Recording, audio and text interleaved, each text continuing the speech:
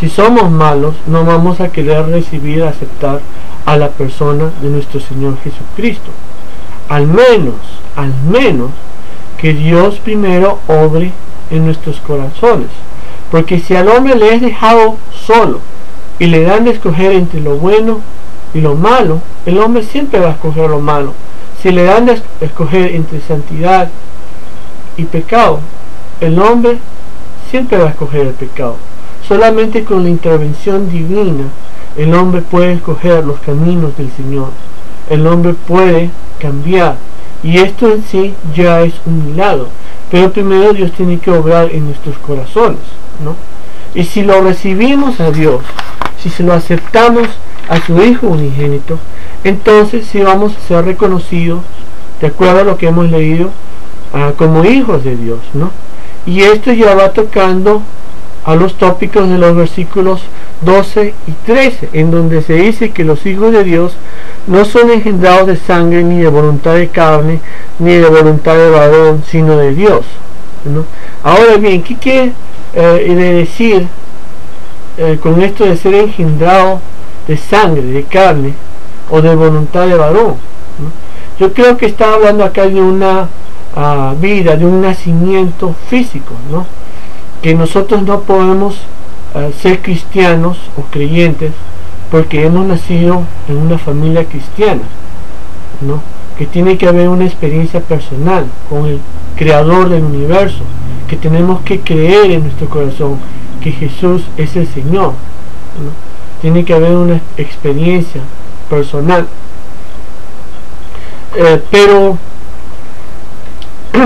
esto es el caso porque en el Antiguo Testamento, por otro lado, la gente creía que para ser salvo, ¿no?, uno tenía que hacer las obras de la ley, ¿no? Porque como ustedes sabrán, los judíos tenían sus propias leyes, ¿no? Y tenían que hacer sacrificios de animales, de machos cabrios, de toros y de becerros, de ovejas, ¿no? Y este es uno de los tópicos que el autor de Hebreos habla también, ¿no? Pero Juan también ya estaba introduciendo este tópico en los versículos 15 al 18, donde dice: Juan dio testimonio de él y clamó diciendo: este es de quien yo decía, el que viene después de mí es antes de mí, porque era primero que yo. Porque de su plenitud tomamos todos, y gracia sobre gracia. Pues la ley por medio de Moisés fue dada, pero la gracia y la verdad vinieron por medio del Señor Jesucristo. A Dios nadie le vio jamás, al unigénito Hijo, que está en el seno del Padre. Él le ha dado a conocer. Entonces acá están hablando de gracia y de la ley de Moisés. ¿Qué significa la gracia? La gracia es la salvación inmerecida que el hombre recibe por medio de la muerte de Jesucristo. Ahora bien, ¿qué relación hay en estos versículos? ¿Qué relación ven entre la ley de Moisés y la gracia de nuestro Señor Jesucristo? Como ustedes sabrán, cuando los judíos salieron de la esclavitud de Egipto, ellos ya no estaban bajo la ley del faraón, ¿no es cierto? Ellos tenían que tener una ley, y Dios se encargó de darle una ley por medio de Moisés, ¿no? Los 10 mandamientos y otras leyes. Estos eran, como dicen en inglés, the law of the land, la ley de la tierra. Eran leyes jurídicas también, leyes legales. Por ejemplo, había leyes contra la lepra, ¿no? Para evitar la transmisión de la lepra. Cuando una persona era leprosa y alguien se acercaba a él o a ella, tenía que sonar una campanita. Para que le diera una chance a la persona de darse cuenta de que era leproso y se iba, ¿no? Pero también había leyes espirituales, leyes de implicaciones eternas, ¿no? Espirituales, como las leyes de los 10 mandamientos, ¿no? No matarás, no adulterarás, amarás a tu padre y a tu madre, no mentirás y las otras que ustedes saben. Y si uno rompía cualquiera una de estas leyes, entonces se convertía automáticamente en el transgresor de toda la ley. Y por esta razón, ¿no?, por los pecados de los judíos, del pueblo judío, el sumo sacerdote tenía que hacer sacrificios una sola vez al año, ¿no?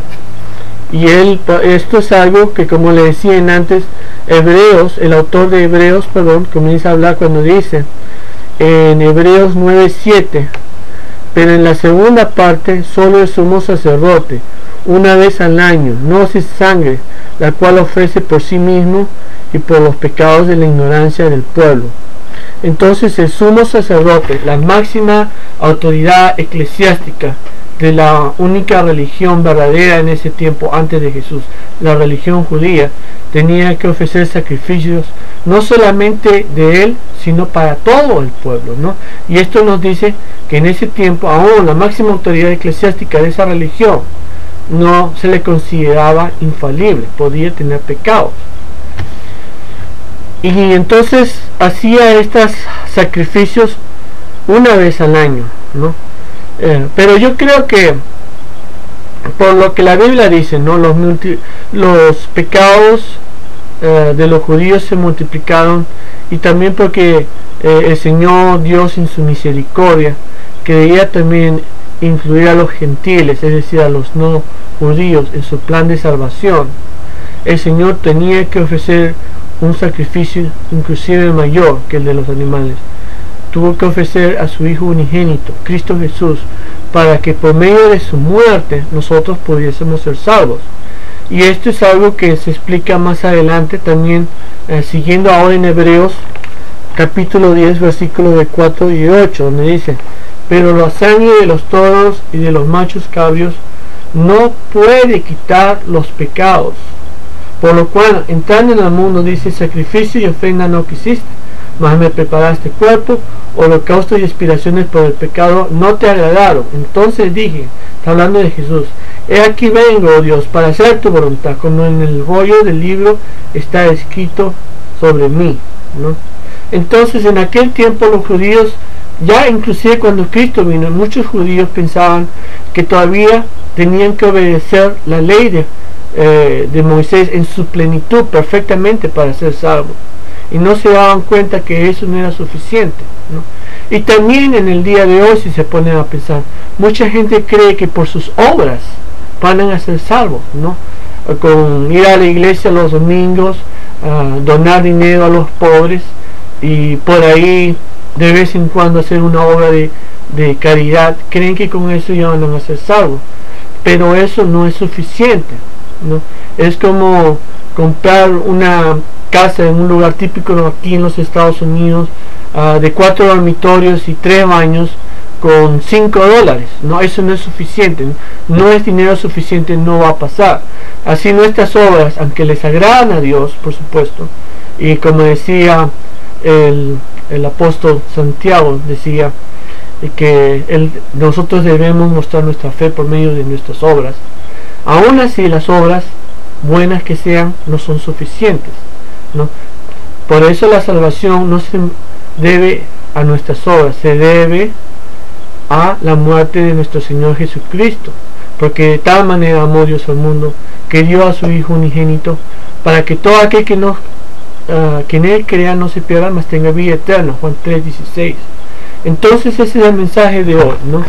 Que realmente nosotros no podemos ser salvos por nuestras obras también, sino por la gracia de nuestro Señor Jesucristo, por su muerte. Pero esa muerte en la cruz, en el Calvario, no va a funcionar para ti si tú no lo has aceptado a Cristo Jesús en tu corazón. Es una muerte inmerecida para nosotros, gratis para nosotros, pero Dios tuvo que pagar un precio muy alto, ¿no? Muy alto, dar a su propio Hijo unigénito. Ese es el mensaje que tengo para ustedes. Los invito a que sigan viendo estos videos que voy a tratar de poner cada 2 o 3 semanas. Que el Señor les bendiga en sus vidas, y espero que también puedan leer todos estos versículos si tienen una chance, ¿no?, dentro del contexto. Que Dios los bendiga.